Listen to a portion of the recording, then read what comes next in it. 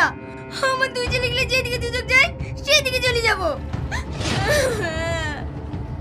তুই এক্ষুনি চলে যা, আমিও তোকে ভাত দেবো না। মেয়েটার 4 দিন থেকে জ্বর এসে পড়ে আছে, একটা ওষুধ কিনতে আর ক্ষমতা নয়। এই দোকান চালিয়ে যে এত টাকা ইনকাম করবো সেটা লিখে মদ গিলবে। তোর মেয়ে তুই দেখ গা, আমি ওইসব দেখতে যাবো না। দেখবো না তো দিদি বাবু থেকে বলে চলো।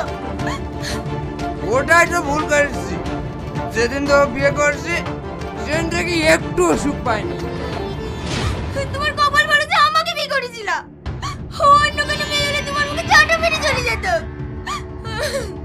তুইও যা না, তুই যদি নিজে থেকে না যাস তোকে আমি তালাক দেব। 1 তালাক, 2 তালাক। ভাবিকে যদি আর একটা কথা বলো তোমার গলা টিপে শেষ করে দেব। ছাড়, লাজ্জা তো ছাড়।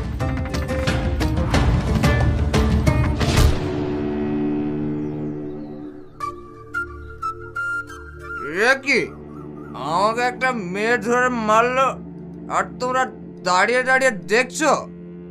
হ্যাঁ ওরা দেখছে, যখন তুমি ভাবিকে মেরেছো তখন ওরা দেখেছে, এখন আমি তোমাকে মারছি তোমাকেও দেখছে। এদের কাজ হচ্ছে পরের বাড়ি ঝামেলা দেখে আনন্দ পাওয়া। কি হয়েছে ভাই, ভিডিও করছো? পরের বাড়ি ঝামেলা ফেসবুকে পোস্ট করে অনেক ভিউ পাবে না?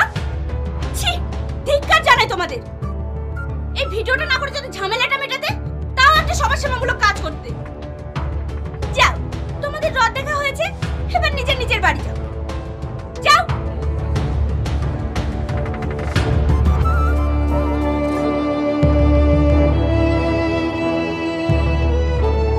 কেঁদো না ভাবি, যে পুরুষ তার বউ বাচ্চার খেয়াল রাখে না, নারীদের সম্মান করতে জানে না, তাকে তুমিও সম্মান করবে না। সামনে যা পাবে তাই দিয়ে মারবে। এরপর যদি শুনেছি তুমি ভাবির গায়ে হাত তুলেছো, তোমার হাত দুটো আমি কেটে নেব।